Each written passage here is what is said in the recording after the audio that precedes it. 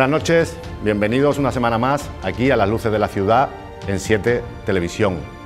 Tenemos un tiempo por delante para desgranar la actualidad malagueña. Lo vamos a hacer en nuestro tiempo de tertulia con dos primeros espadas del periodismo malagueño, José Manuel Atencia, director de la cadena SER, y Antonio Méndez, que es el director del diario Málaga Hoy. Hoy no faltarán tampoco nuestros columnistas. Tendremos a José Antonio Sau, de La Opinión de Málaga, y también al publicista y columnista Ignacio del Valle. Todo esto en breve, pero antes, nuestro punto.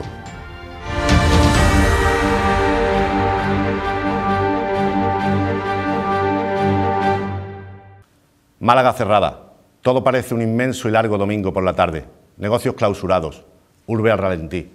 Los hospitales sobrepasan en la provincia la cifra de 1000 ingresados por COVID. La situación es crítica. El alcalde de la Torre insiste en que pedirá a la Junta que revise el cerrojazo a hostelería y comercio si la tasa de contagios baja de los 1000 por 100.000 habitantes. La Junta dice que no, que la medida es para 2 semanas. Hay un enfrentamiento institucional a la vista, claramente. El alcalde ve en la Junta un enemigo de Málaga, ahora también que gobiernan los suyos. La misma Junta que pide contundencia al Gobierno, pero que se resiste a tomar todas las medidas restrictivas que pudiera para el conjunto de Andalucía. Y el Ejecutivo Central se inhibe. La esperanza a esta tristeza y bicho, a este desaguisado y falta de efectividad por parte de todas las administraciones, es la vacuna. Ahora, que si es la rusa. Bueno, el ritmo de vacunación es desesperante, descorazonador. Las autoridades sanitarias admiten ya que se están posponiendo citas y operaciones quirúrgicas a pacientes con enfermedades graves. Hay que cuidarse, también de los gobiernos, quedarse en casa. El peligro ahora, con todo cerrado, son las reuniones familiares. Ya saben, el copazo clandestino, la inoportuna visita al abuelo, el esparcimiento a destiempo. Febrero se abre ante nosotros como un reto, como una apuesta. Los sectores económicos se rebelan y la imprudente ministra de Turismo da esperanzas sobre la Semana Santa. ¿Qué más quisiéramos en esta tierra de turismo y viajeros que poder movernos por el ancho solar andaluz o patrio en breve? Va a ser que no. Pero en este caso lo contrario del pesimismo no es el optimismo y sí el realismo. La realidad es que hay que apretar en la introspección, privarse para gozar luego. Málaga cerrada, sí, amputada, no hay más remedio, pero en nosotros está que esto dure poco tiempo.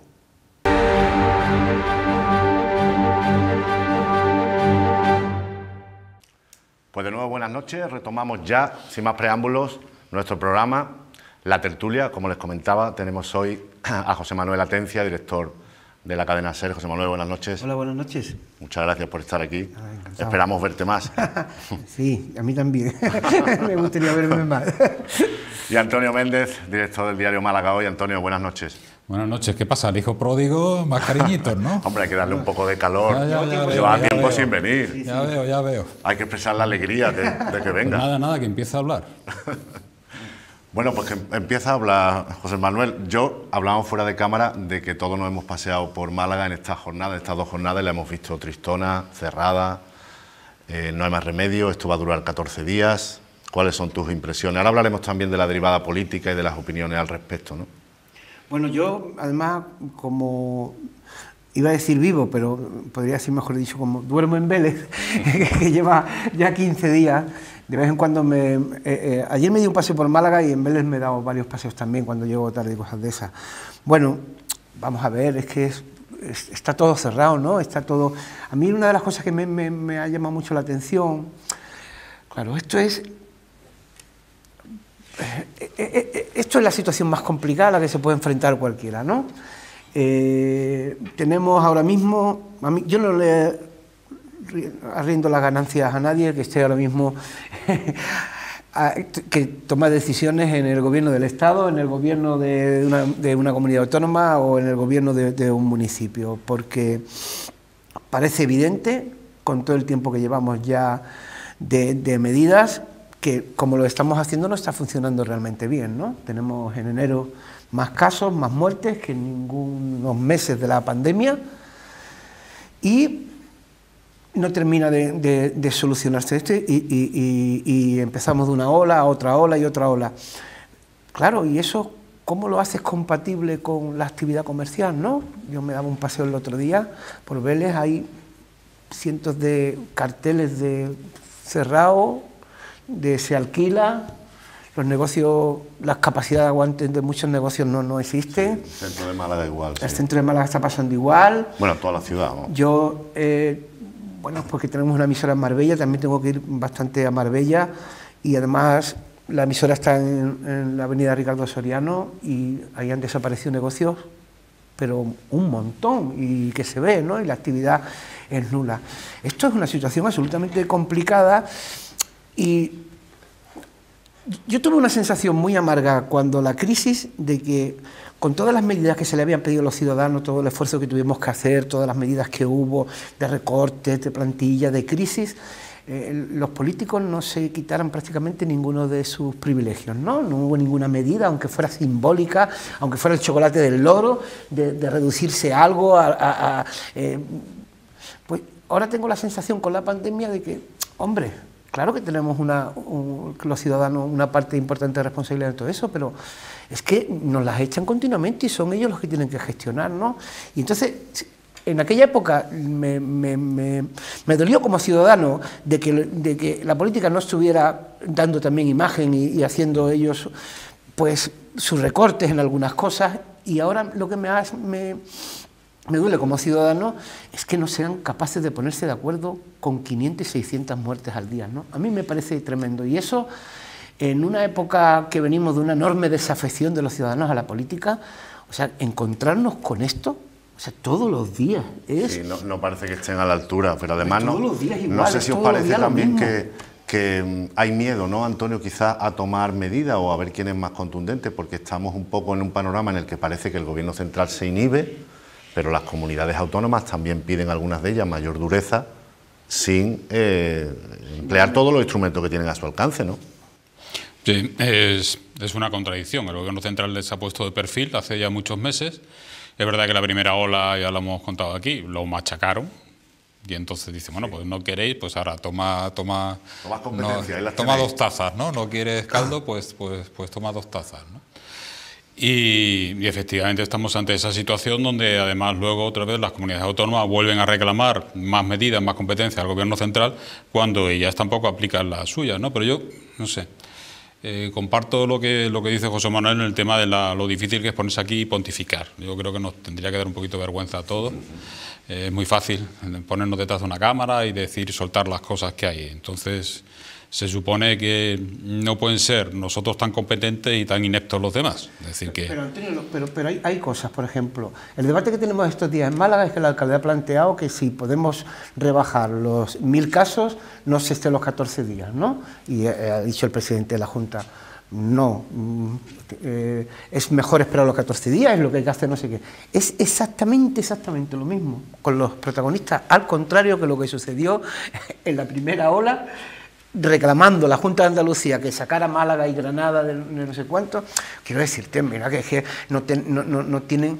A ver, yo les entiendo que es muy difícil y yo vengo repitiendo esto mucho, está pontificando y ellos tienen los datos y no sé qué, pero hombre, es que no tienen un repaso por 5 días en la hemeroteca, es que tiras un poquito y dicen todo lo contrario de lo que han mantenido 20 días antes, es que y sobre eso es muy difícil. Te iba a decir que, dicho todo eso, me parece de una incompetencia absoluta lo que estamos viendo. Es decir, que no nos podemos engañar y a lo mejor no se puede decir las cuentas claras. Aquí es muy fácil salir a un púlpito de un Consejo de Gobierno y decirle y espetarle al Consejo de Ministros, o en este caso al presidente del Gobierno, que no es santo de mi devoción, por si alguien no se ha enterado, para nada. Pero le puedes espetar, ¿cuántos muertos tenemos que tener encima de la mesa? No sé qué. Bueno, pues yo también le pondría la fase al revés. Es decir, ¿y cuántos muertos sabíamos que íbamos a tener con las navidades que hemos tenido? Y hemos decidido que había que soportar esos muertos por las razones que sea. Por la economía, por los negocios, por el hundimiento, por lo que sea. Esto es muy difícil, porque una sola vida es una sola vida. Pero yo no sé si hay que llegar al pragmatismo o hay que llegar a la realidad de que efectivamente también el cierre de la economía nos conduce a ruina y a muertos. Pero así. Más tiempo o más cercano. Y eso es lo que ha pasado. Es decir, lo que estamos viendo ahora es sencillamente el escenario que se podía prever y que ellos lo sabían perfectamente.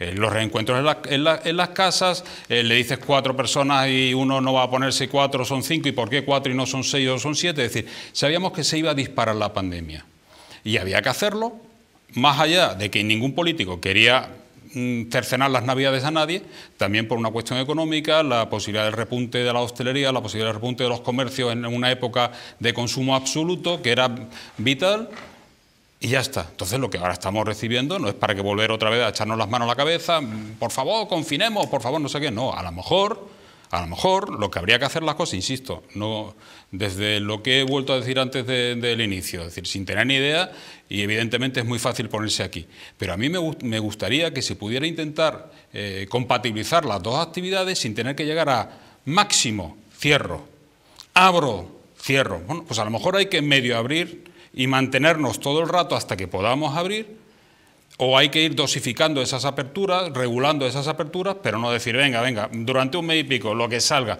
y luego ya vamos a conseguir las consecuencias. A lo mejor lo que sería necesario sería también un confinamiento muy estricto, pero corto, a ver si la curva baja de manera acelerada, y a lo mejor es beneficioso para la economía, ¿no? Parar un momento antes que estaba un ralentí todo el rato. Y en invierno. Bueno, pero la cosa es que esas medidas las tomen los... Pero no se puede tomar esas medidas. Y ahí entonces ya entramos con mi referente del Gobierno central, es decir, aprueba un estado de alarma, es decir, a la Junta le podemos y a las comunidades autónomas le podemos dar todo lo que quieran, es decir, ellos se escudan, pero en fin, la ineficacia también está por delante. Pero es que el Gobierno central aprueba un decreto de alarma que no contempla todas las posibilidades. Y entonces ahora no se puede confinar. No se puede acortar el toque de queda a las 2 de la tarde si quieres, porque, bueno, si no tienes nada que estar en la calle, como no sea pasearte, pero no lo puedes hacer. Entonces, tendría que hacerse otro decreto, volver otra vez a pasar por el fielato del Congreso, volver a jugarte que te la van a tumbar no sé qué, y no se quiere, al margen de mezclarse con las elecciones catalanas, que me parece que también ha sido vergonzoso, y que, claro, si tú llegas a poner un toque de queda, unas restricciones mucho más fuertes, obligas a que tuvieras que suspender, y a ti no te convenía que se suspendieran las elecciones catalanas. Sí. Bueno, vamos a hacer una pausa y oímos a nuestro primer columnista de la noche, a Ignacio del Valle.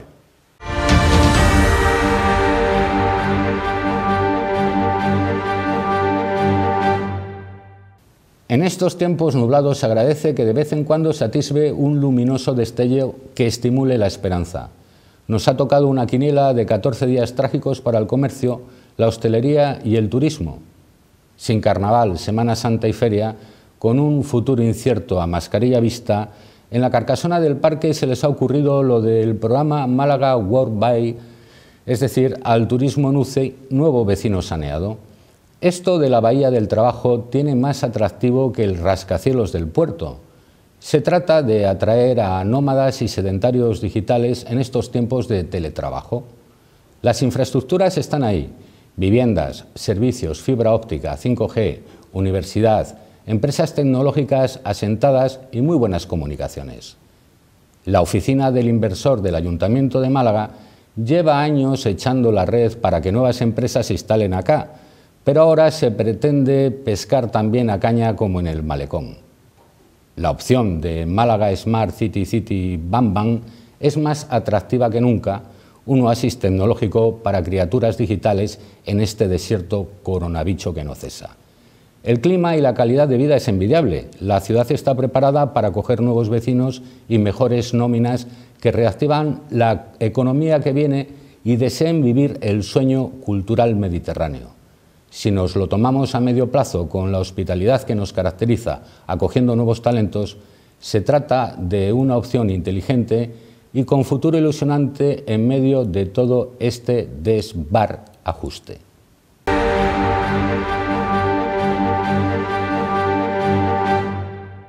Ahí estaba Ignacio del Valle, como siempre, chispeante. Nosotros retomamos nuestra conversación con Antonio Méndez y José Manuel Atencia. Estábamos hablando del descontrol de medidas, ¿no, Antonio? Y, por ejemplo, nos desayunamos o nos merendamos con que Ayuso amplía el número de comensales a 6, la oposición se ejerce desde las comunidades, cada uno a su manera. Luego hablabais también de que hay que revisar el decreto para un posible confinamiento, es decir, que también nos topamos con la propia red burocrática que ellos han ido creando, que hace todo menos ágil, ¿no? Y en medio el ciudadano y esta situación. Se me ha acabado la empatía entonces ya. Sí, ¿no? La empatía que tenía al principio me la acabas de quitar. Tú dices que no podemos pontificar, pero arrear un poco siempre José funciona, Manuel, por favor. Arrear un poco... A mí, Yo no pensaba que podía estar yo en una tertulia y que dijera lo que voy a decir ahora, ¿no? No, porque yo soy un defensor a ultranza del Estado autonómico, de las comunidades autónomas, pero mira, la pandemia ha puesto en relieve que esto tiene muchos pespuntes, muchos fallos, y yo esto... no soy nada y lo he perdido siempre, sí, además... ¿no, Antonio? Y entonces, bueno, pues ya está, oye, vamos a sentarnos y vamos a mirar esto, porque esto no puede ser la sensación en un país con la que nos está cayendo encima, 500 y pico muertos diarios, no sé qué, y que aquí nos levantemos por la mañana cada uno diciendo la medida que ha puesto, el que no va a poner, el que en un sitio 6, en otro 5... Mire usted, perdonen, o sea, reúnanse ustedes, pónganse más o menos de acuerdo. Yo entiendo que haya comunidades autónomas que estén mejor que otras y que se puedan tomar una medida distinta, pero lo que no puede ser aquí es el desbarajuste ¿no? Porque eso además da una sensación a los ciudadanos. Yo tengo la sensación en el último mes que es verdad que podemos citar 1000 casos de gente que hace de su capa un sayo y que ha hecho de todo, pero en general... Lo hemos visto esta mañana, un paseo donde no se están cumpliendo las medidas y los cierres. Vemos las persianas medio echadas, un poquito hasta abajo, y la gente sigue trabajando. Antonio, sí, pero mayoritariamente la gente está cumpliendo, está en su casa, sale poco, y eso también lo vemos. Eso tampoco es verdad. Sí, yo creo que sí. El día anterior del cierre te podías pasar por el centro y se veían colas en algunas tiendas, colas que daban la vuelta a la manzana, ¿no? Creo que la sensación de la gente es mucho más razonable. Mira, aquí no pueden ser muy malos los políticos y muy buenos nosotros. No, yo no te he dicho que sean eso. Los políticos son fruto de nuestra sociedad y nosotros somos fruto también de lo que vivimos. Es decir, aquí somos igual de malos, unos peores y otros más peores, pero igual de malos unos que otros. Si es que no hay por dónde coger. Venga, acaso claro que se están demostrando que la sociedad es un poco mejor que ellos, no me digas cosas. Este sinvergonzonerío de colocarse vacunas cuando no les tocan, tío, yo era ya lo que me quedaba por escuchar, ¿no? Y dices tú, caso aislado, coño, y dices, sí, caso aislado, pero los tenemos en todos los ámbitos, la judicatura, la iglesia, lo de esto, coño, otra vez los mismos privilegios y ya es que empieza a hacer cosas un poco de vergüenza ajena. O sea, ver a gente... Yo tengo familiares con 80 y tantos años que no salen de su casa hace 5 o 6 meses y 7 esperando una vacuna. Y esto, vamos a ver, claro que tenemos una enorme responsabilidad y los jóvenes están haciendo cosas y vamos a sitios y cumplimos, pero en líneas generales el nivel general de la gente está bastante por encima de la media que nos están dando ellos, ¿no? Hombre, en general. El caso de las vacunas también es llamativo, esta lentitud, porque marketing sí hay mucho, ¿no? Se llama el plan 24/7 y le pregunta, ¿y el domingo se vacunó? No, el domingo no pudimos. Y el fin de semana no, es que no hay, siempre hay excusas. Vacunar de 8 a 3. Esta mañana he oído un testimonio de una española que vive en Moscú, hablando de que tú llamas a un teléfono, dices que te vas a vacunar para que haya un registro, y a continuación sale a la calle y hay vacunas ya en la gasolinera, centros comerciales, farmacias, hospitales privados y públicos. Esto acabará pasando aquí como con las mascarillas no había y ahora en todos sitios. Pero de verdad esta lentitud es achacable a la Unión Europea y también a las comunidades. Y también a las comunidades. Es verdad que no hay vacuna, pero también nosotros... Cuando la hubo, nosotros la somos lentitud... unos europeos y entonces como estamos un poco por encima y entonces la vacuna la Sputnik esa no nos gusta. La China tampoco, a nosotros nos gusta que tiene que ser americana o inglesa. Y ahora resulta que salta la vacuna de los rusos y tiene un 91,6%, ¿no? Y las otras bajan un 65%. Y la otra baja un 65%, pero vamos, como eran los rusos, nosotros no la ponemos. O sea, los prejuicios, lo he puesto yo en un tuit esta mañana. La reticencia decía a las chicas que no puede, te aconsejan no beber vodka durante 3 días después. Es verdad, y lo están haciendo fatal, tienen una vacuna que no la habían mirado, ahora resulta que tiene el 90 y tantos %, y yo estoy harto de ver fotos, o sea, afortunadamente para ellos, de gente que dice, me acabo de vacunar, y pone un dedo en Rusia, un corresponsal no sé qué, llamando por teléfono y yendo a un sitio que se encuentra por la calle. Es que también, vamos a ver, al final... la vacuna de los rusos, ¿por qué era tan mala? Porque no la han hecho las grandes farmacéuticas del mundo, la ¿no? hacía Putin, que es un hombre bastante malo. Claro, es que además... Dice algo de Putin no puede salir bien. Es un señor que te envenena y si vuelves te mete 3 años en la cárcel. Es que tienes que tener cuidado. Hay que tener cuidado, con Putin, ¿no? Sí. Pero no con los científicos, ¿no? Inocular No con los algún chip en la científicos, ¿no? vacuna, ¿no? Sí. También la culpa de esto es que no haya un buen asesoramiento científico, incluso comercial, en la Unión Europea, ¿no? La Unión Europea es un organismo muy lento, está acostumbrado a decisiones todas muy lentas, tiene que pasar mucho el tiempo, muy masticadas todas ellas. Y claro, cuando tú llegas a exigirte que las decisiones se tienen que tomar inmediato, pues pasa el otro día como la que tomó la presidenta de la Comisión Europea, de decir, bueno, pues como no pueden venir vacunas del Reino Unido, a partir de ahora vamos a vigilar si las vacunas que fabricamos en Bruselas, que todas se están fabricando en Bruselas, pueden salir fuera, y ponemos ahí controles. Y claro, anuncia eso y los controles en toda la Unión Europea, y entre ellos, pues claro, los controles en Irlanda, donde justo no se quería tocar nada con el Brexit para no volver otra vez al terrorismo. Claro. Y tuvo que rectificar a los minutos, ¿no? La Unión Europea es un organismo que no podemos denostar. Yo soy europeísta al máximo, no soy nada, yo creo que la autonomía tenía que ser España, no cada región, y darle fuerza a los ayuntamientos, que eso sí que es lo que tenemos más cerca de la gestión. Y efectivamente hay que exigirle, pedirle más, y en esta ocasión parece que se está comportando, pero aún así arrastra una lentitud en todos los movimientos, y pasa esto, que es más ágil al final.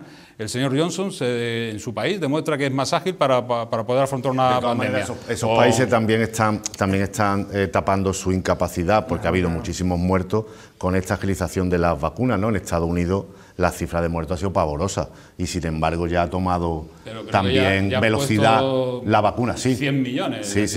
Por 10 días, ¿no? Bueno, no viene mucho a cuento, pero es que esta mañana, leyendo El País, me encontré una noticia que me tiraba de espalda.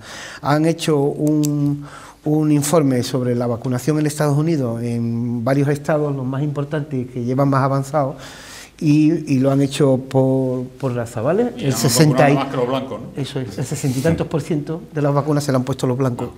¿Vale? Sí, esto es que el problema es que si salimos fuera nos volvemos a quedar con lo que tenemos. Es decir, que ese es un poco el problema. Es que tú dices que...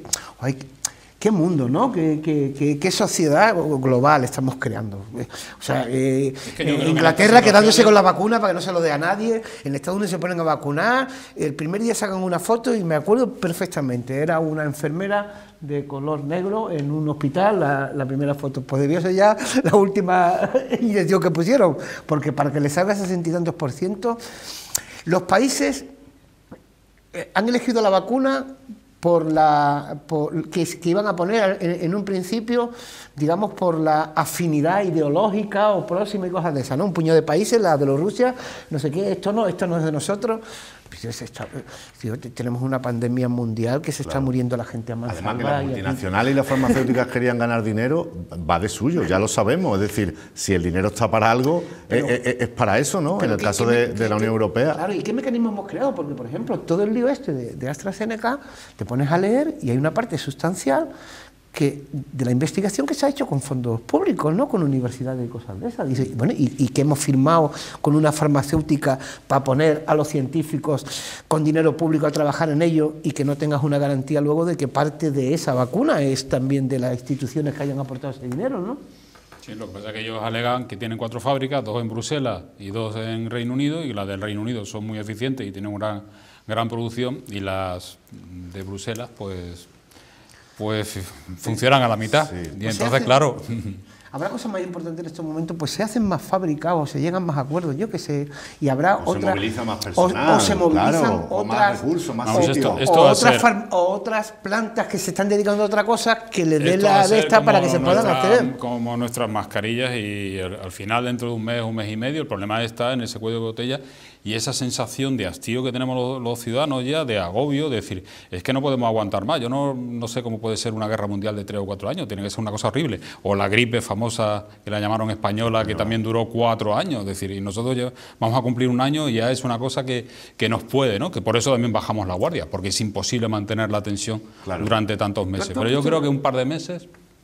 empezará a producirse aquello, y otra cosa es para lo que sirvan las vacunas, y si las vacunas son para este año y volvemos otra vez a encadenar, porque claro, no es lo mismo una vacuna de la gripe para una población concreta, determinada de riesgo o de edad, o que esté en una situación sanitaria preocupante, que esto haya que vacunar todos los años a toda la población mundial. Claro, si muta el virus y la cepa, ¿no? Es decir, que ahora estamos, pero esto es una película de terror, yo digo, ya...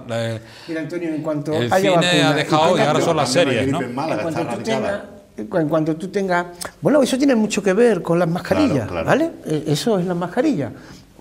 A lo mejor, posiblemente, cuando nos pongamos las vacunas, a lo mejor vamos a tener que ir a un montón de sitios todavía con la mascarilla. Y no será malo, quiero decirte que será muy bueno, porque además de eso no cogeremos otras enfermedades.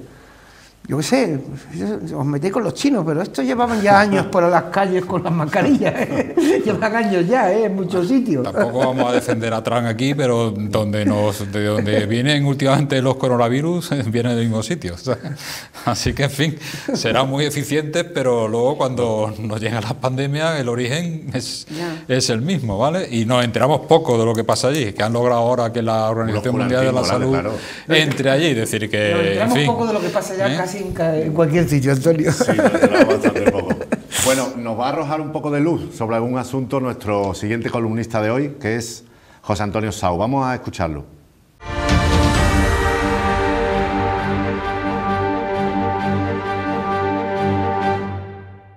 La capital de la Costa del Sol se habla a las alturas. Los rascacielos, según las previsiones de urbanismo, serán habituales dentro de unos años en nuestra Málaga. Ahora, al pasear, habremos de mirar no solo al suelo, sino también al cielo, tratando de que no nos deslumbren esos edificios imposibles que han desafiado las reglas de la física y hasta las proporciones áureas de la antigüedad. Porque Málaga va a acoger, ya lo saben, un total de 27 torres, algunas de ellas rascacielos en los próximos años. Algunos de estos proyectos ya están en obra y otros solo esbozados en el papel en blanco que manejan sus creadores. Málaga también quiere tener sus colosos. La polémica está servida. Ya no se trata solo de la Torre del Puerto, sino de rascacielos en Martiricos, Torre del Río o La Térmica, colosos de hormigón y metal que desafían en su grandeza a la Torre de la Catedral o a las mismísimas chimeneas fabriles, que también soportan nuestra memoria. En Málaga hay un rechazo instintivo a estas torres, víctimas los malagueños del desarrollismo de los años 60 y 70 que tantas barbaridades en forma de torre dejó tanto en la capital como en la Costa del Sol. Esa memoria histórica nos ha dejado traumatizados. Pero he aquí que, según sus defensores, el urbanismo vertical consume menos territorio, permite espacios verdes y zonas de equipamiento y contribuye a la sostenibilidad. Otros creen que sí, que el urbanismo en altura está muy bien, pero consideran que no tiene cabida en Málaga. Y hay una postura intermedia que considera que, siempre que se hagan bien, en lugares separados y adecuados, y la aportación del edificio sea singular, los rascacielos no tienen nada de malo. Yo solo tengo claro que algunos de los rascacielos planteados en la ciudad no me gustan nada, y otros me han enamorado. Asisto al debate con atención y espero que la ciudad pueda llegar, por una vez, a una conclusión colectiva que evite los desastres del pasado, como los ocurridos en la Malagueta o la carretera de Cádiz, o algún otro que se quiere perpetrar con media ciudad en contra. Y al mismo tiempo, no nos haga ver todas las construcciones que se proyecten a los cielos como armatostes imposibles y egocéntricos. Razón y prudencia, que dirían los clásicos.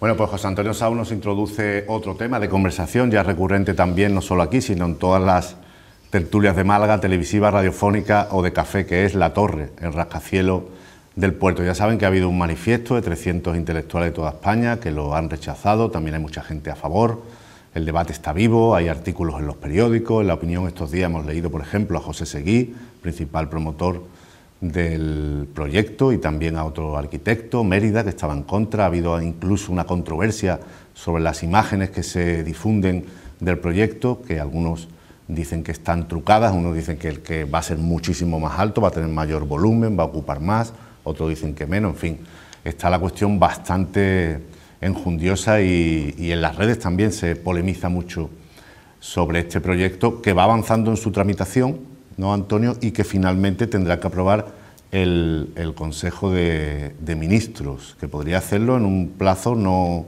muy largo. Yo te pregunto, ¿cómo crees tú que está siendo este debate? ¿Hacia dónde vamos? Más que si estás a favor o en contra, cómo lo estás viviendo tú, cómo lo ves. Tenemos también el añadido, que lo hemos comentado otras veces, de que el PSOE ha ido cambiando su opinión, ¿no? Primero, fervorosamente a favor, controlaban la autoridad portuaria, después un poquito menos a favor, después que menos plantas, y finalmente que... Ha sido justamente el cambio desde que dejaron de tener al principal impulsor de su partido en la autoridad portuaria. Exactamente. Hay que decirlo. Bueno, es que se mezclan muchas cosas, ¿no? Como decía el artículo de Sau, la aversión o no hacia las construcciones altas, si en Málaga ha habido siempre, digamos, después de las barbaridades que se cometieron en la Malagueta, pues incluso los propios planes generales limitaban la altura a 7 para no volver a incurrir en esos errores, la especie de... pues no sé, de admiración que existe, que no vamos a ser una ciudad moderna hasta que no miremos hacia arriba y tengamos un rascacielos. Bueno, ese tipo de debates al final no conduce a mucho, porque habrá unos a favor, otros en contra. Yo creo que no tenemos que ponerle puertas al campo y que puede haber rascacielos en Málaga perfectamente. Eso sí, que no se venda también lo que dice mucho urbanista, el rascacielos ocupa muy poco espacio y como es para arriba puede haber muchos jardines, un Edén, ¿no? Pues no sé, en Nueva York, en Manhattan no debieron de pensar así y no hay Edenes entre rascacielos y rascacielos para nada y en la ciudad de los rascacielos, ¿no? Es decir, abrir un debate general sobre las alturas, bueno... unos sí, otros no, yo ni siquiera, bueno, pues si hay un sitio que esté adecuado, ¿por qué no? ¿Por qué no podemos tener rascacielos en Málaga? Sí, claro. Tampoco creo que los bomberos estén muy encantados con ese tipo de cosas, ¿no? Es decir, todavía recuerdo de niño ver la famosa película del Coloso en llamas, ¿no? Sí. Es decir, y lo hemos visto, las Torres Gemelas y estas cosas. En fin, tampoco habrá gente que no, pero bueno, ¿por qué no puede haber un rascacielos, no? Eso se mezcla con el debate de este rascacielos o dónde se ha puesto este rascacielos. Y eso sí que ya me parece una auténtica aberración el lugar elegido para levantar esa torre. Y ya luego entraríamos en cómo se ha hecho, ¿no? Porque cuando tú tienes lo que quieres bautizar como una especie de icono y haces un gran concurso público para decir, venga, que compitan aquí, esto que va a ser nuestra joya de la corona, que compitan aquí todos los arquitectos de referencia mundial, luego nos gustará tampoco el que gane, habrá uno que sí y otros que no. Eso es como todo, porque el que tú le adjudiques va a haber un jurado que se va a decantar, ¿no? Pero ni siquiera se ha hecho así, ¿no? Entonces no sé cómo va a acabar esto. Tiene que tener el Consejo de Ministros y yo creo que el Consejo de Ministros se tendrá que mirar muy bien el interés general que tiene esa torre, porque el interés general para los malagueños, tener un hotel más, bueno, ahora mismo, en fin, mejor no habláramos de los hoteles, ¿no? Con un Podemos sentado en ese Consejo de Ministros, que no y con un PSOE también, porque aquí efectivamente los movieron en un momento determinado que... Bueno, ya había muchas voces tibias en el PSOE malagueño ya respecto al proyecto. Nacho López, por ejemplo, lo tuvimos aquí el otro día, ¿no? Yo estoy de acuerdo con Antonio en muchas cosas de las que acaba de decir. Esencialmente, por ejemplo, estoy de acuerdo en que el debate de que si esta ciudad tiene que tener algún edificio emblemático más altos o menos altos, pues mira, pues se discute y estupendo. ¿Y por qué no? Y por qué sí, ¿no? Estupendo.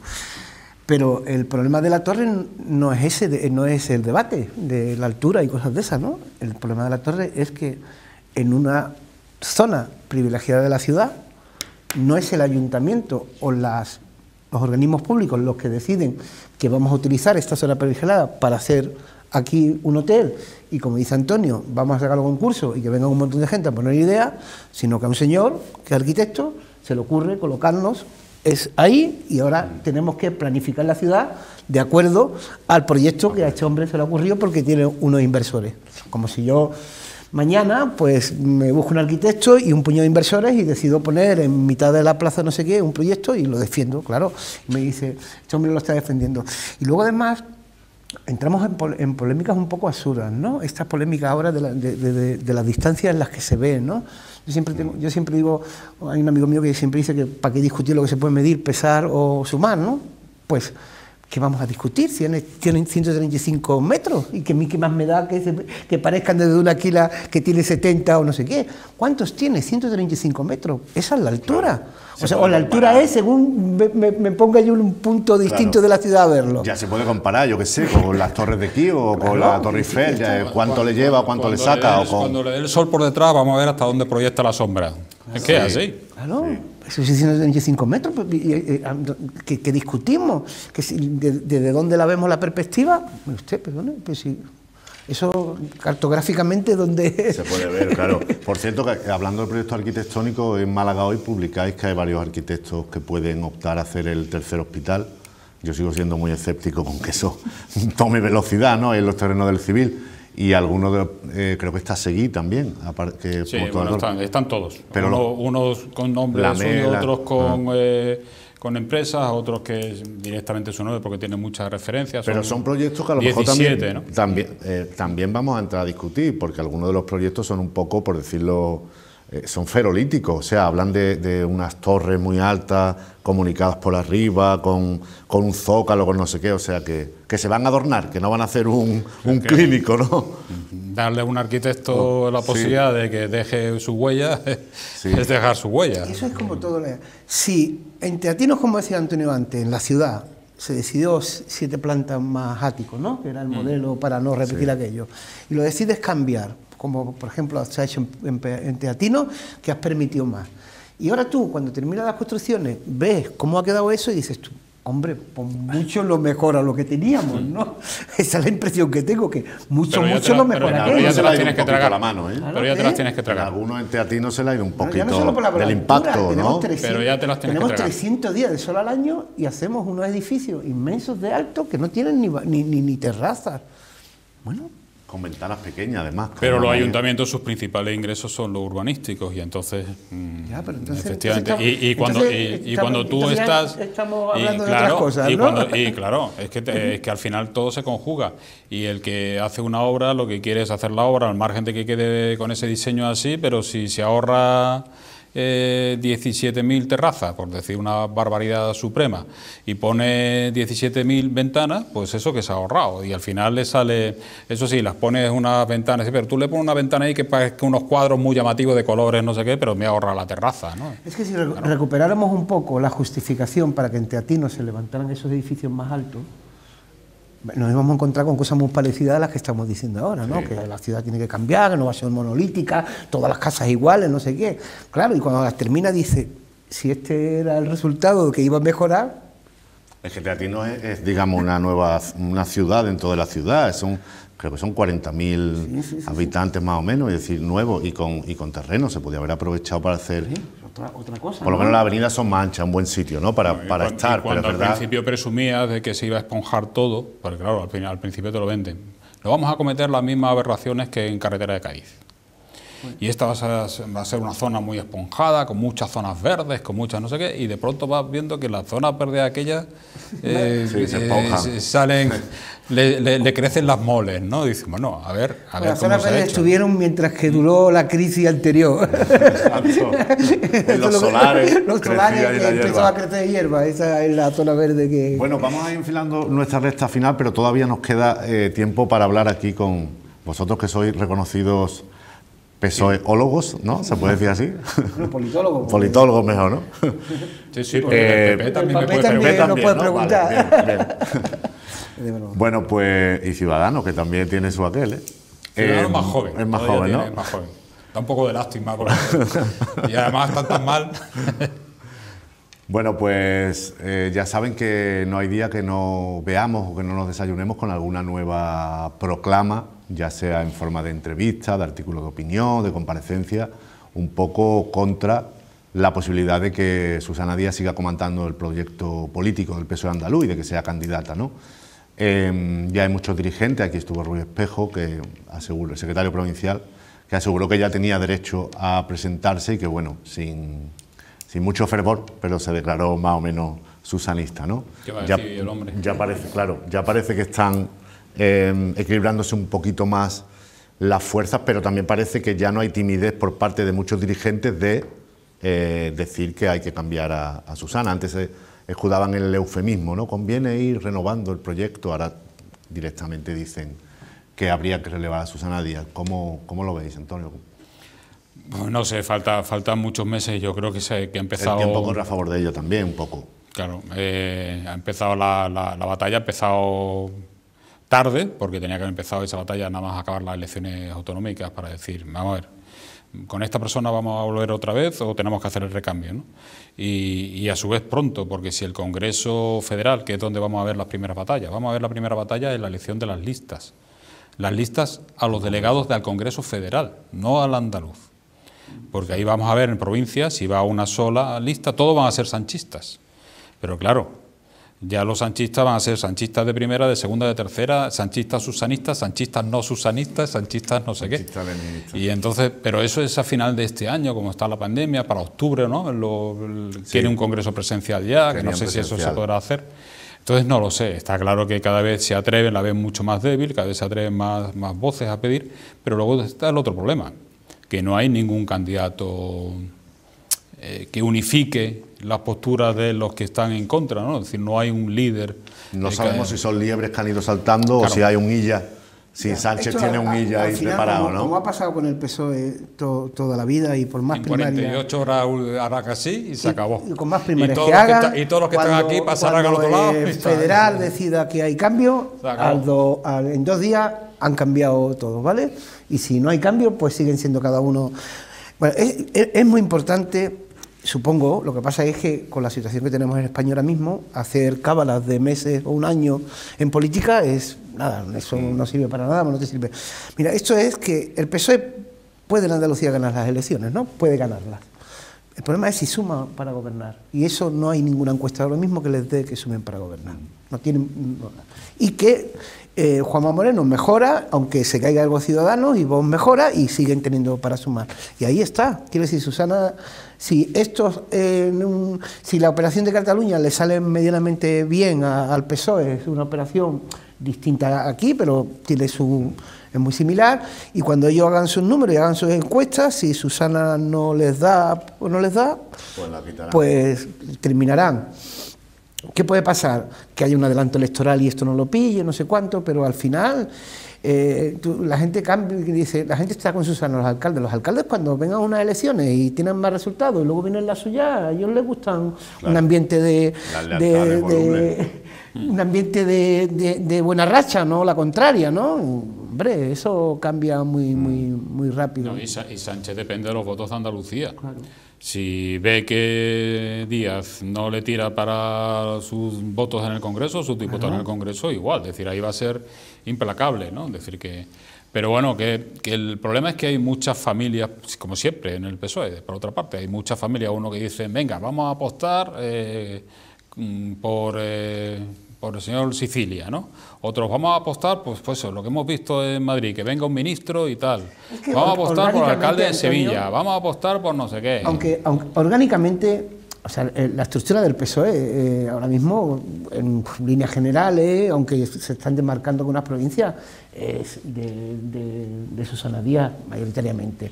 Y lo que tiene enfrente, pues tampoco es una cosa, vamos, en ningún sitio tiene grandes líderes enfrente para hacer no sé cuánto, vamos, más bien todo lo contrario, pues eso no ayuda. Y si tampoco tiene, hombre, es que si te aparezca, o sea, en Cataluña, si tienes un ministro, la mayor pandemia del mundo mundial, el tío habla bien... sí, pero como gestores para salir corriendo, ¿vale? Ya, pero bueno... Pero es que, claro, dice, hombre, el hombre educado no insulta a nadie, Antonio, pero tú te sentarías con él y te pondrías a escucharlo, Antonio, claro, como leía en una crónica el otro día, dice, cuando se enfada... se quita la gafa. Sí, pero claro, tú ves... ya, Antonio, pero tú... Pero luego la pandemia, claro, pero tú ves en Cataluña lo que está pasando, no sé qué, y tú dices, tío, mira, yo qué sé, me lo gestionará bien, pero el hombre es educado, ¿no? Yo qué sé, es que también el nivel a veces lo ponemos donde lo ponemos, ¿no?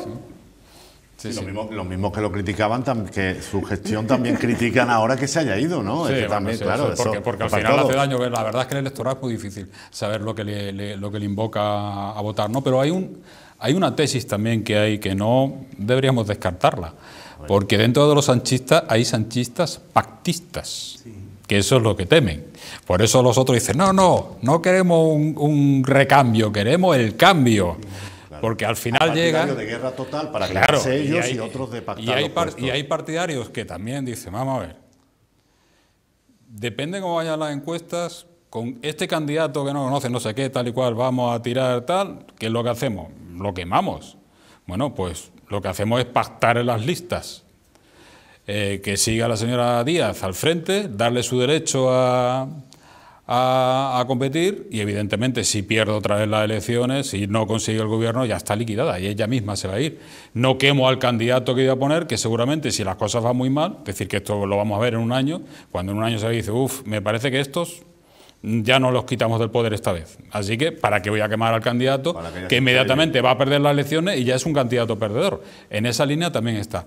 Y otra cosa, porque estamos esperando 2 años, y esto en la política, ahora mismo nadie discute, y con Juan Marín, PP, Ciudadanos, perfecto, pero ¿dónde va a ir Ciudadanos?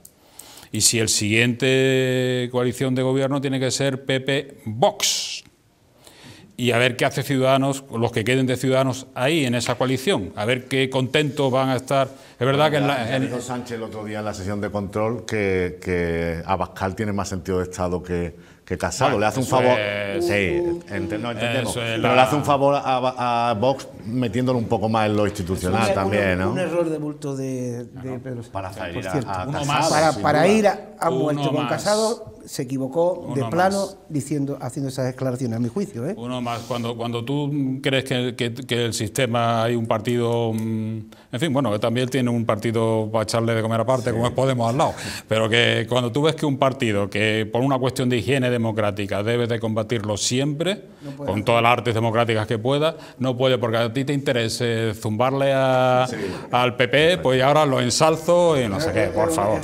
Bueno. Manuel Atencia, muchas gracias. A ti. Antonio Méndez, gracias. Hasta la próxima. Bueno, nos vamos ya. Muchísimas gracias por su complicidad.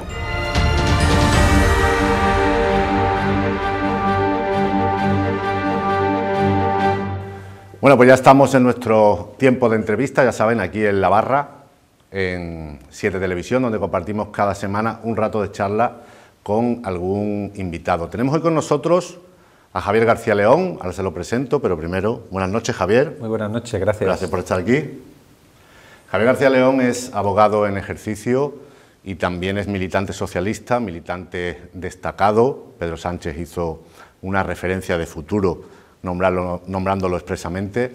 Él ha tenido responsabilidades, ha sido miembro de la Ejecutiva Provincial, ha sido diputado provincial, ha sido secretario general de la agrupación de Fuengirola del PSOE y también candidato a la alcaldía allí. Tiene experiencia política ya interna e institucional. Bueno, el PSOE, Javier, es una perita en dulce para los periodistas, que nos gusta desmenuzarla, trocearla, analizarla.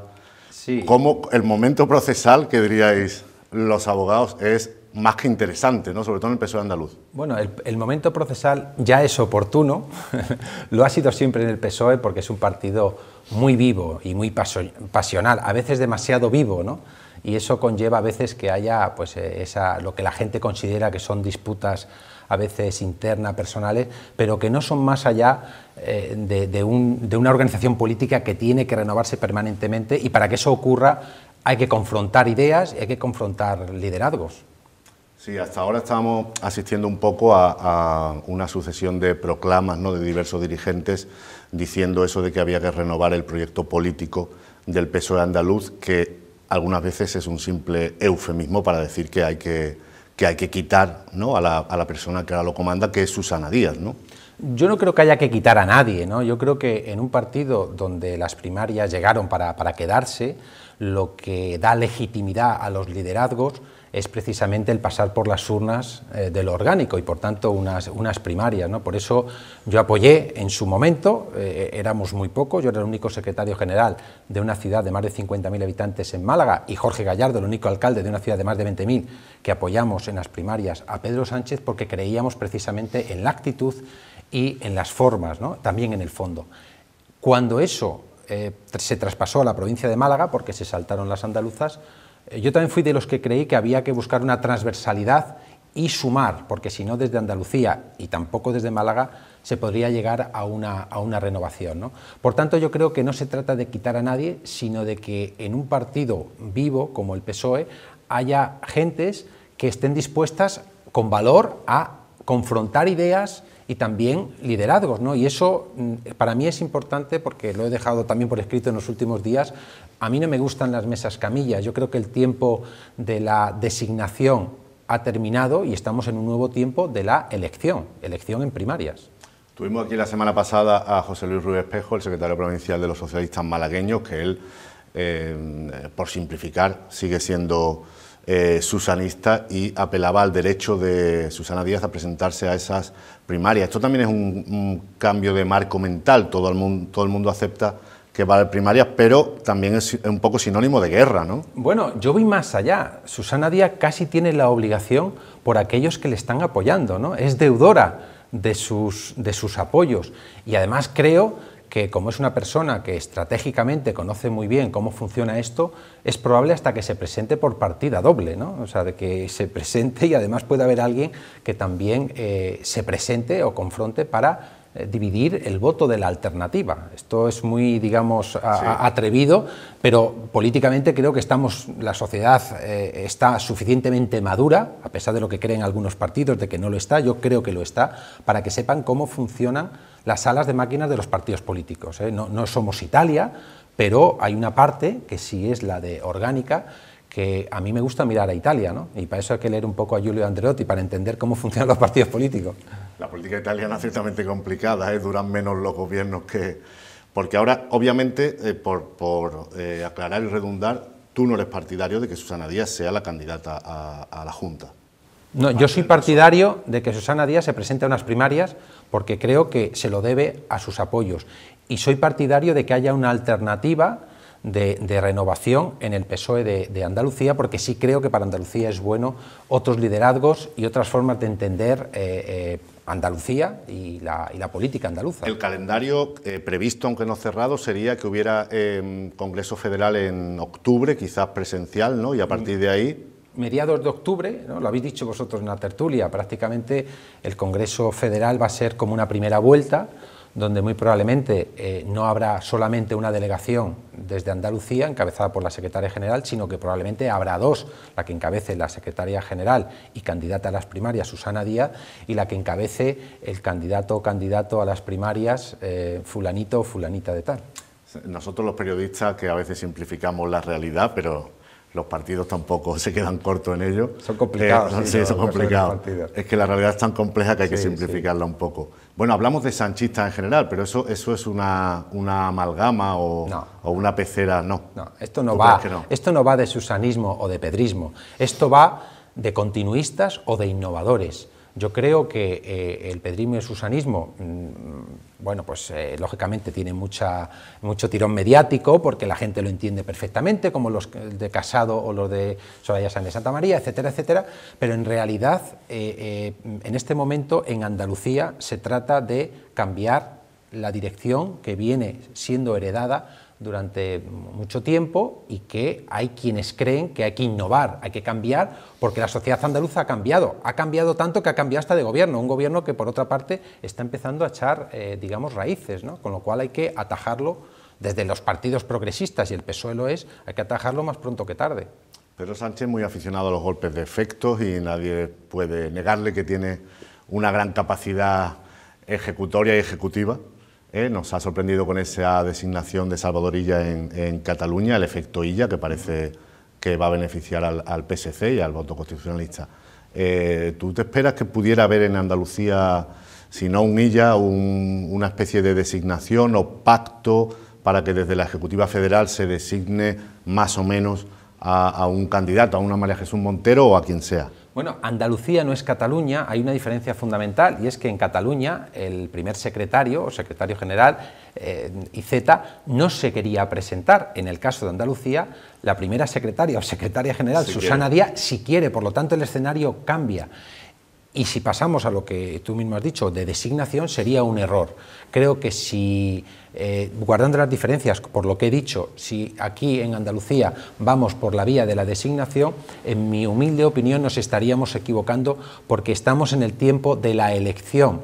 Por eso lo que hay que plantearse es que líderes del PSOE en Andalucía están dispuestos y tienen la actitud de presentarse contra la actual secretaria general, o dicho de otra manera, a alguien que tenga la actitud y que no le tiemblen las piernas.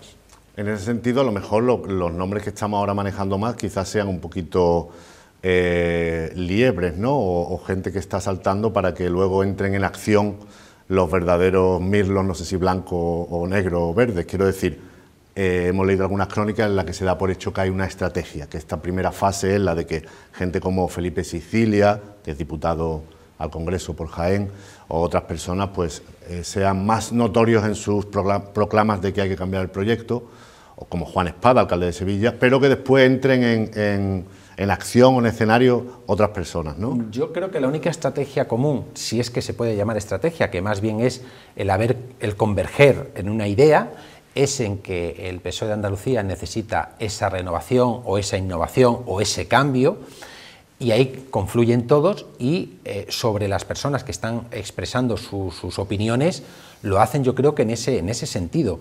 Luego ya quien esté dispuesto a presentarse, yo creo que saldrá solo, sin que nadie lo tenga que designar ni que nadie lo tenga que empujar, porque, como he dicho, no todo el mundo está dispuesto a confrontarse con una secretaria general que está en este momento.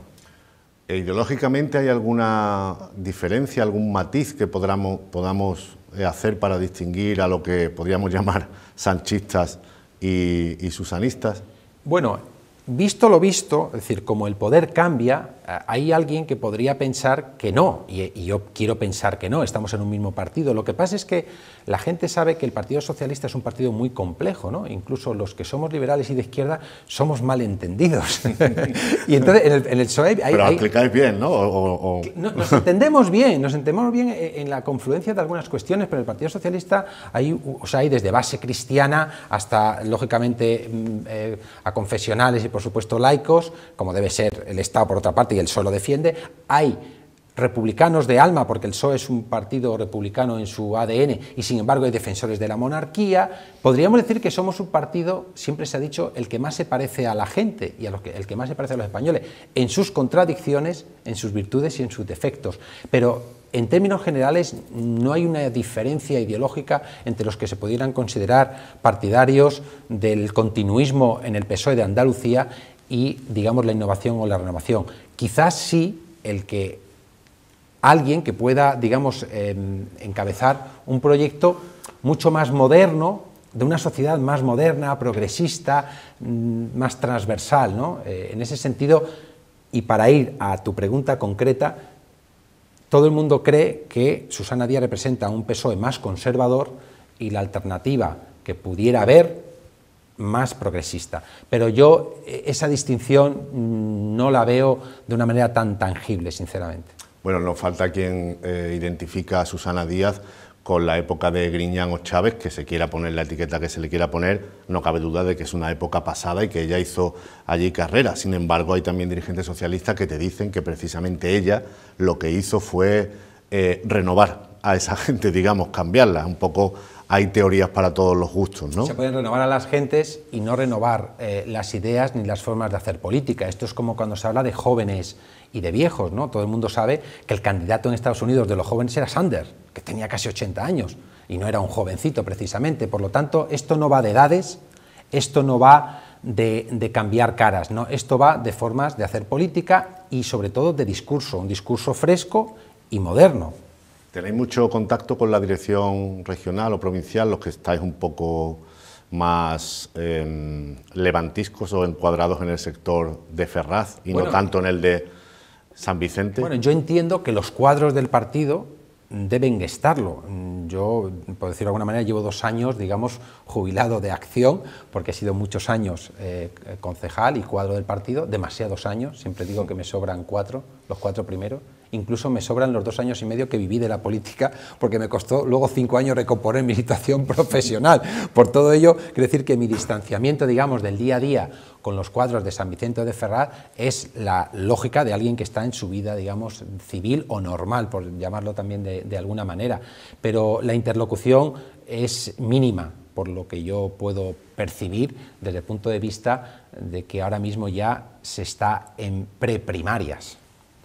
Se manejan muchos nombres de ese sector, digamos, no afecto a la oficialidad, por no encuadrarlos para que no sean bajo una misma etiqueta. No sé, el senador José Aurelio Aguilar, Rafael Fuente, Jorge Gallardo, que tú lo has citado antes, incluso el exconsejero Luciano Alonso, en alguna medida también el alcalde de Torremolinos, José Ortiz, por supuesto tú. ¿Tenéis muchas cumbres, muchas conspiraciones? ¿Os coordináis? ¿Hay un mensaje común? Bueno, ahí sí, es decir, hablamos, lógicamente, todos aquellos que desde la provincia de Málaga también creemos que tiene que haber una renovación o una innovación en el PSOE de Andalucía, lo conversamos y hablamos. No son conspiraciones, sino charlas de gentes que compartimos un ideario y sí creemos que tiene que haber esa alternativa. Podemos estar o no estar tan de acuerdo en qué persona tiene que liderar, porque eso evidentemente va a depender de quien se quiera presentar.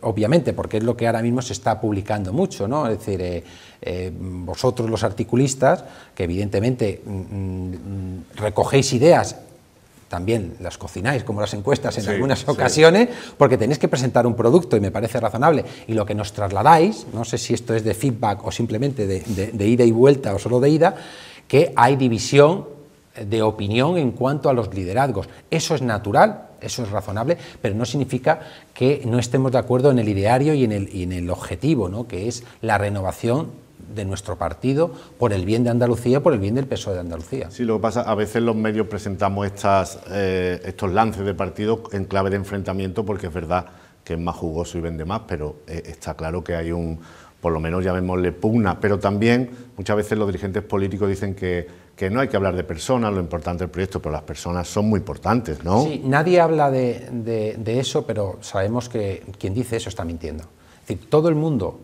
no solamente el militante de los partidos o afiliado, sino la ciudadanía que vota en las urnas, tiene muy en cuenta qué persona encabeza ese proyecto. Claro. Sobre todo porque el que haya seguido la trayectoria de los partidos políticos sabe que el rumbo de los partidos va muy marcado por sus líderes.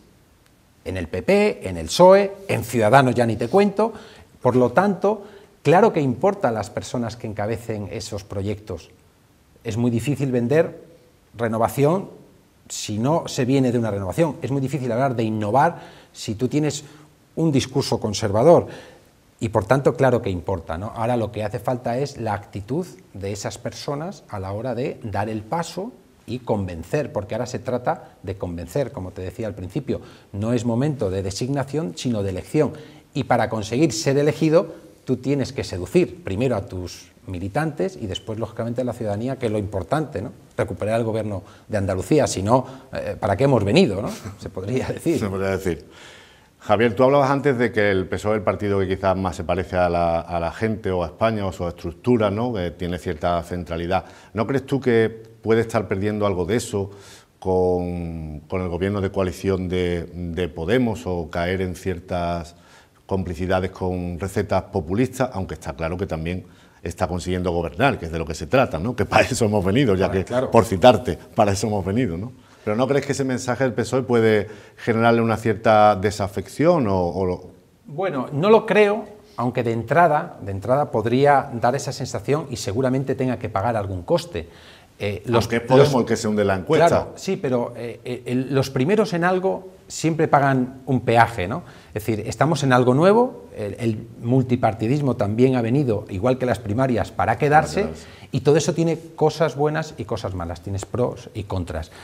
El tener que pactar y tener un gobierno de coalición con Podemos, con los que algunos, yo entre ellos, pues estoy bastante distante, ideológicamente y en sus formas, pues tenemos que aceptar lo que son las nuevas reglas de juego. Cuando ya pasen 2 o 3 gobiernos, cuando tengamos un gobierno del PP con Vox, otro gobierno del PSOE con Ciudadanos, cuando pasen 2 o 3 gobiernos de coalición, todo esto lo empezaremos a ver con normalidad. Pero es verdad que la primera vez siempre hay que pagar un peaje y probablemente, como casi siempre, el PSOE paga el peaje de todas las innovaciones, ¿no?, en nuestro país. Pero yo creo que eso también hace grande a un partido, ¿no?, que esté dispuesto a tener el coste electoral, personal, etcétera, de ser transgresor. Yo creo que si no eres atrevido y no tienes un poco de ganas de cambiar las cosas y pagar ese coste, pues no se hace nada, ¿no? Estaríamos siempre en lo mismo.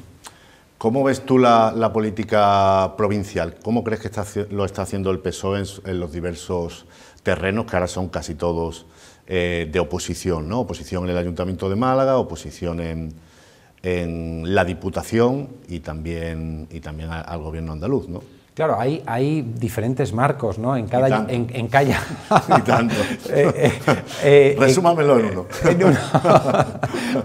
Tenemos en los ayuntamientos donde... ¿Puedes decir todos mal o todos bien? No, porque ni todos mal ni todos bien. La realidad es que hacer oposición es complicado. En lo municipal, que es lo que yo conozco, es tremendo.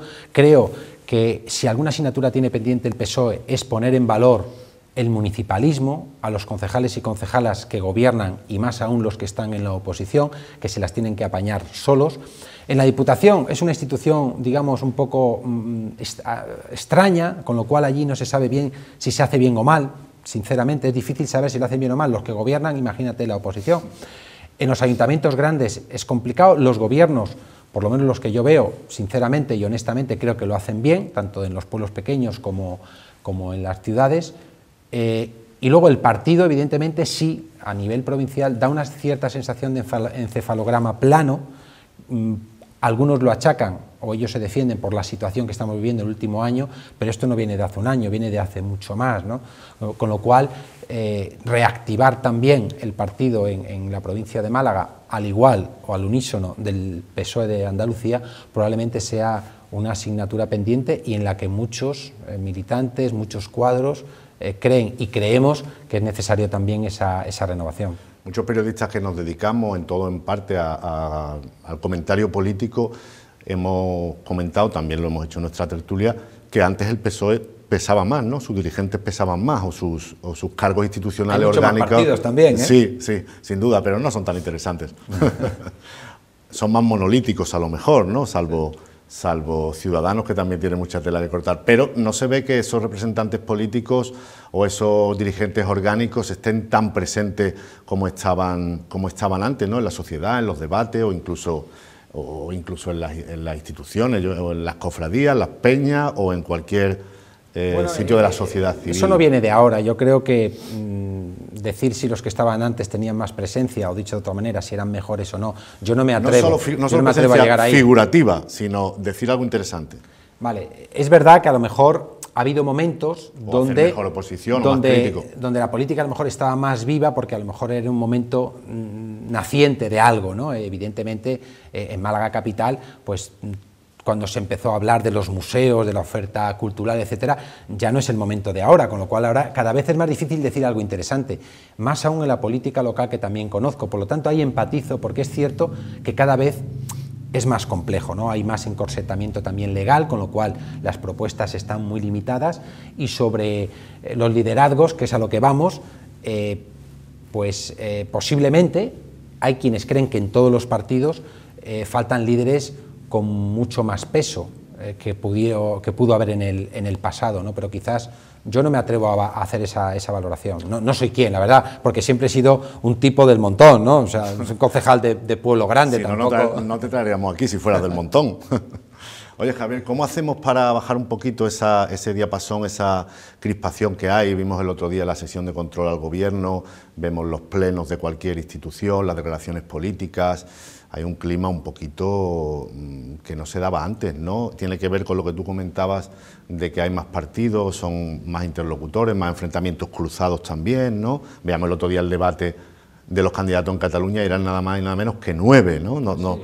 Pero hay mucha crispación, ¿no? Necesario relajar un poco. Hay polarización, claramente, ¿no? Es decir, a nivel nacional se ha visto la polarización de la investidura, presupuestos y el resto, a nivel local, etcétera. Eso al final acaba impregnando, ¿no? Y acaba cayendo la lluvia.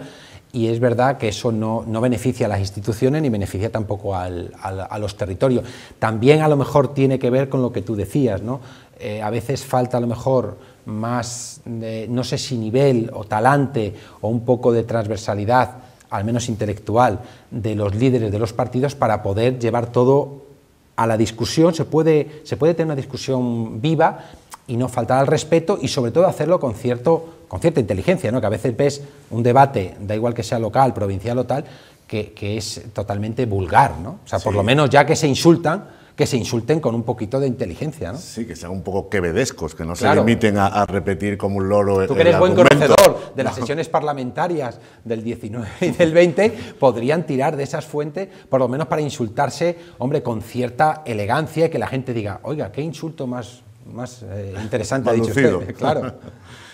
Esas opciones, además, que comentábamos, han venido para quedarse y esos usos, ¿no? La última encuesta que hemos visto, por ejemplo, por acercarnos un poco a Andalucía, vemos que opciones como Vox, como Podemos, como la nueva que va a sacar a colación Teresa Rodríguez, pues están ahí, con más, con menos caños, basculando, más, menos, pero nos tenemos que acostumbrar a esos usos y en Andalucía Claro, parece que nos tenemos también. que acostumbrar al multipartidismo que ha venido para quedarse, pero eso también es fruto de que la gente está cansada de los de siempre, y no de los partidos de siempre, sino de los discursos de siempre, de las maneras de siempre. Entonces, cuando hay alguien que plantea algo innovador, evidentemente, aunque a veces no compartan la ideología, les acaban prestando el voto. Eso yo creo que sociológicamente tiene mucho interés. Por eso los partidos viejos o tradicionales, dígase PP, dígase PSOE, tienen que hacer un esfuerzo interno para innovar, para que la gente no tenga que buscar a quién votar fuera de su, digamos, marco ideológico. ¿Tú crees que la pandemia se puede llevar por delante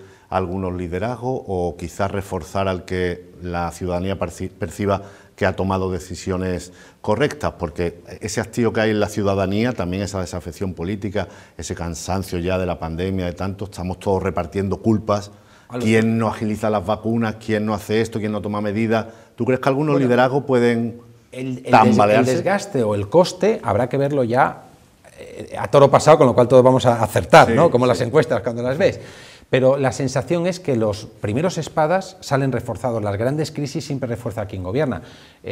No parece que haya un desgaste importante de Pedro Sánchez en España, no parece que haya un desgaste importante de Moreno Bonilla en Andalucía, no parece que haya un desgaste de Paco de la Torre en Málaga capital y así sucesivamente, ¿no? Lo que sí puede ocurrir con este tiempo es que los que no están en primera línea se olviden de ellos, que eso casi es una manera más dura de que te lleve por delante una crisis de esta índole. Muy bien, Javier García León, abogado, militante socialista con futuro, muchas gracias por estar aquí. Gracias a vosotros. Ha sido un placer, se nos ha hecho corta la conversación, lo emplazaremos para que venga otra vez, porque además el PSOE seguirá dando sin duda muchísimos juegos. Y alegrías a la ciudadanía, espero. Esperamos todo. Muchísimas gracias por su complicidad, nos vamos ya, buenas noches.